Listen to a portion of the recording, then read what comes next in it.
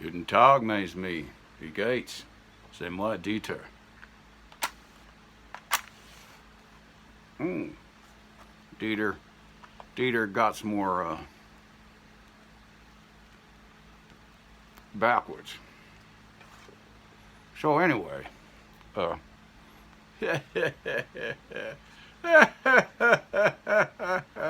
me and Jerry Jones, we're good buddies. God bless you, Jerry, and love them Cowboys.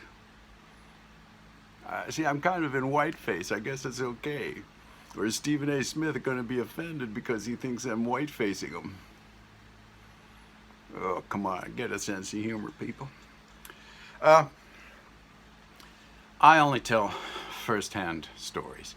If I've heard of something, I will say that this is hearsay. So here's something. This is another true North Hollywood story. And Dieter's first experience with encountering a black human being for the first time. First time I met a black boy, I was 7 years old, I believe, or 8, 7 or 8. We just moved to a new house.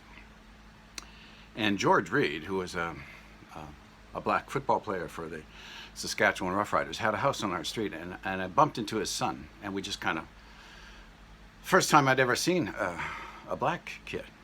He's a beautiful kid, like real dark skin, and he smiled, and he had these perfect teeth, and they were shining white, and his eyes, because his skin was really dark.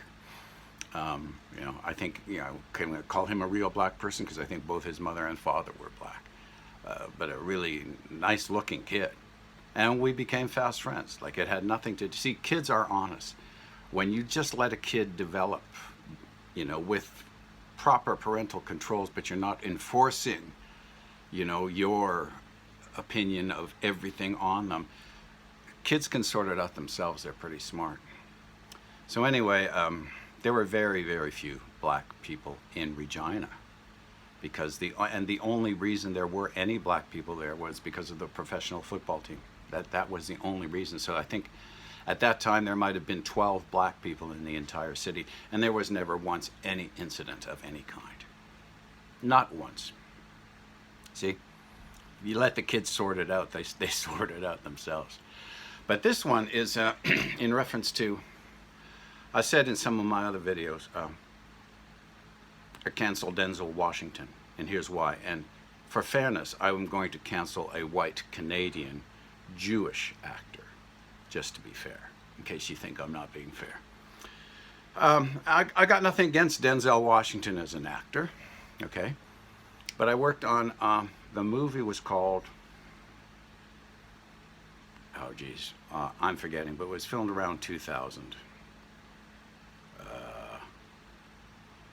Anyway, if you look for a movie that Denzel Washington filmed around 2000, because I'm doing this all from memory, it was that movie. I think he was playing some guy that was going after a kidnapped kid or something like that. I forget what it was called.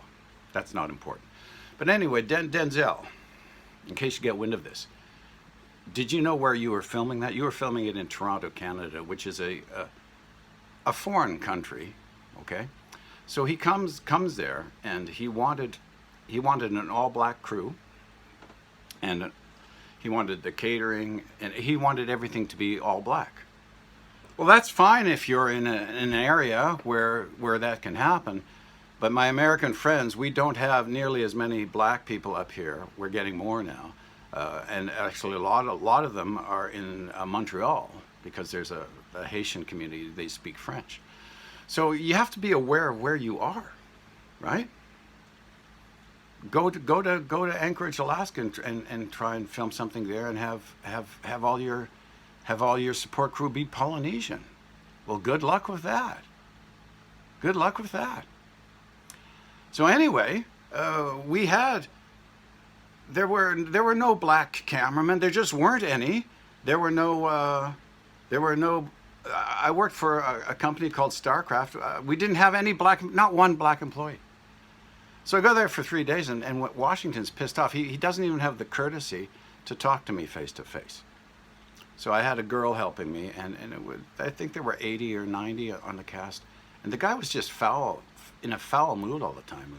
You could always hear him mumbling, "Oh, why can't we get a black person here?" And they were saying, There aren't any. There aren't any. So we finally, my company bent over backwards to find a black person willing to help me out. So we got this guy. And for 3 days, he did absolutely nothing. He was about the same age as one of Denzel Washington's kids, a son. And they spent the whole 3 days that he was supposed to be helping me smoking dope and joking around in Denzel's trailer. So on the fourth day, I had enough. And this is I said exactly, I said, his name was Stanley. I said, Stanley, could you please help me out here? You're getting paid the same as me. I need some help. Just please do your job. That's all I said. That's exactly how I said it. Washington came and fired me. 2 minutes later, didn't even have the courtesy to look me in the eyes. And I was doing a good job. And I heard afterwards, and good. I'm glad this happened, that, you know, that whole shoot was miserable. And it should have been. Because the guy was just a prick. He was totally out to lunch. Like, know what as a producer, you know, you'd think you know what you're doing. So that's why Denzel's canceled.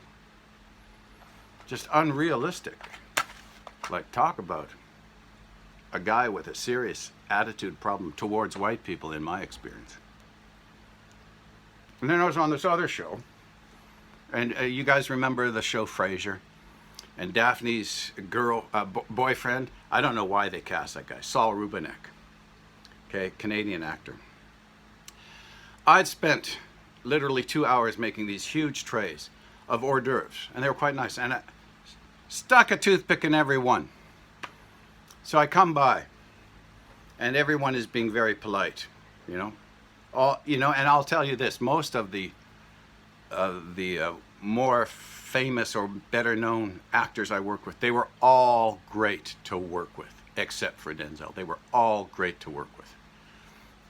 You know who was the worst to work with? Were these actors that had small parts. It's like they had a burr up their ass, and Rubinek was one of those guys. But anyway, he played Daphne's boyfriend for a while in the Frasier series. So I come by, and he's talking on the phone. And like he's kind of a gross person. Like he had bad body odor, and he sweats profusely. And he takes his hand without even looking at me and swipes along and grabs about a dozen of these things. You know, and some of the other actors saw this, and I just went, no. So I had to go and throw out the tray. It took me an hour to make another one. So what I did to that prick is whenever I made anything, I make sure I'd look where he was, and I'd deliberately try and avoid him, and I make sure everybody else got to the tray first before he did. That's another true Hollywood story. Have a good day, people, and keep plucking. Dieter's more about fun than this kind of shit. All right, Wiedersehen.